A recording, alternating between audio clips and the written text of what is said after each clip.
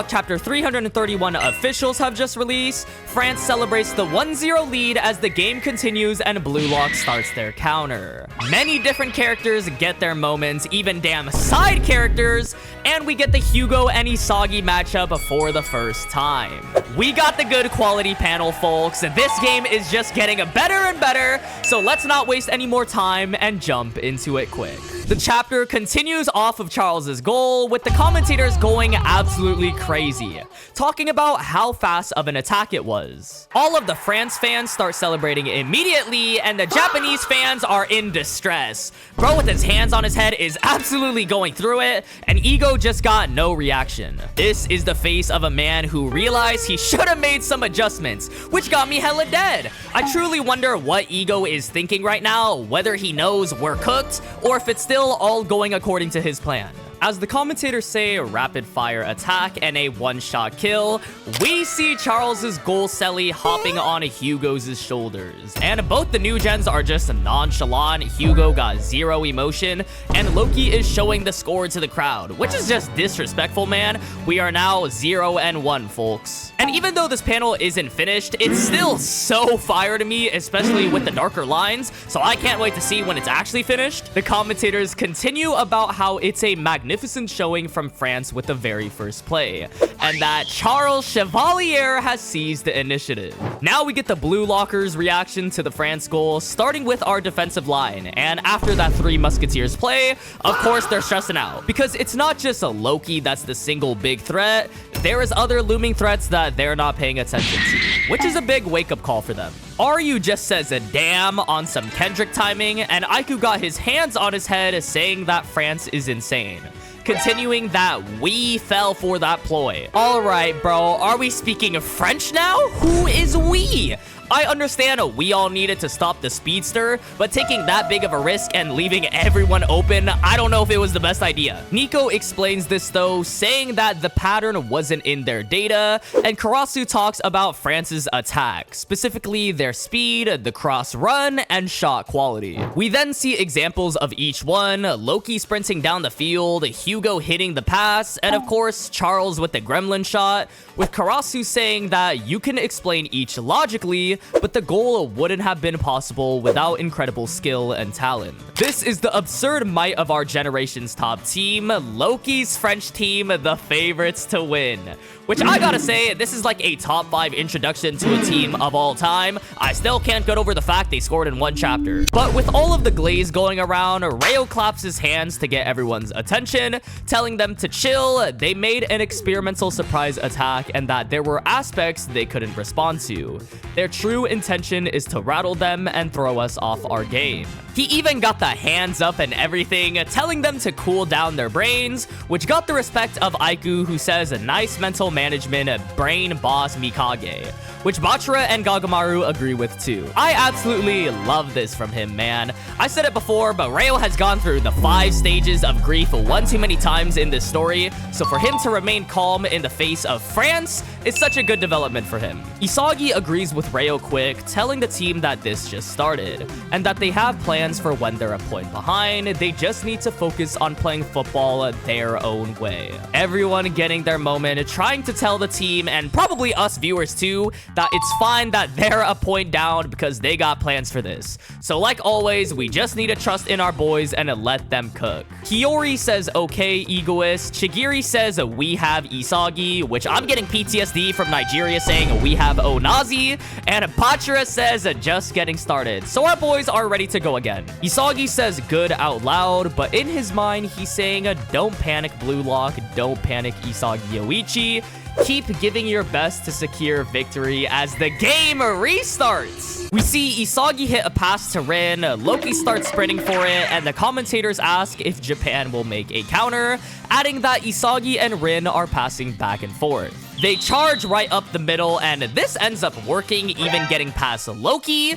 But just as you think you can take a breath of fresh air, Charles, fresh off the goal, comes back into the mix. He says that he saw that in the first match of Nigeria, explaining that both of them make their way up and make it so that either of them could be the finisher, covering Rin with his hand, and now we got a Charles and Rin 1v1. But the France defensive midfielder, Bats, says a no to the 1v1 and makes it a 1v2, running in with Charles telling him to box Rin in. Rin, nonchalant as always, just sighs, saying we've already worked around this, and hits a pass to his side, dodging the both of them, which got Charles in utter disbelief. I gotta say, Charles gotta have a top 3 facial expressions in the Blue Lock verse. Bro is always on some crazy timing. He calls out that it's on the right side, and running alongside it is none other than Chigiri Hyoma, with Chappa on him. And if you know anything about the PXG game, you know Chappa is a bottom generation 11 player.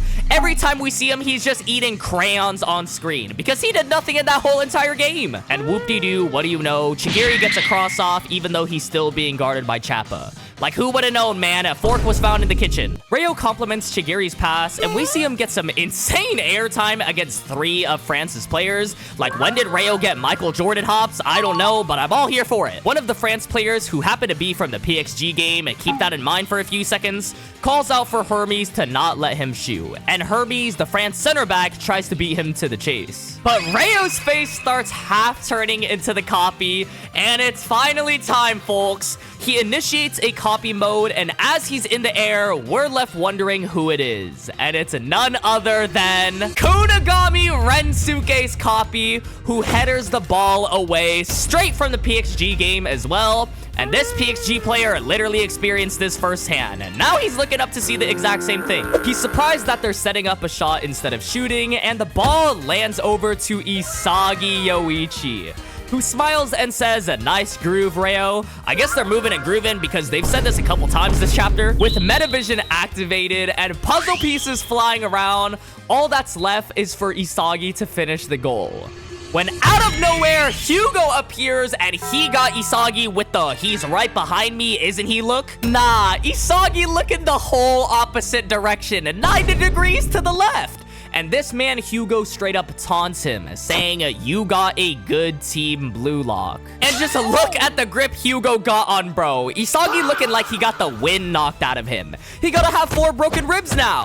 I don't even blame Isagi for looking that way. He continues that, however, Isagi Yoichi, and that sentence can never be the start of anything good, as the next page shows a whole explanation on the 2-gun volley. Look at this. Just look at this. This is more information than most essays nowadays. He explains that his 2-gun thing only works when he's squaring off with an opponent, feigning either direction to make the shot unpredictable, but if one were to charge you and close the gap, his movements can be totally nullified. Yeah, Hugo just read Isagi like a damn book. Nah, this goes beyond reading. He astro projected into Isagi's mind because he figured out every step of Isagi's whole plan. Hugo is really the thinker. The $5 Neo Egoist League subscription did numbers for him because he got to see every trick up Isagi's sleeve, and it's paying off on the big stage. Isagi is struggling. Hugo says that his weapon can be crushed by logic.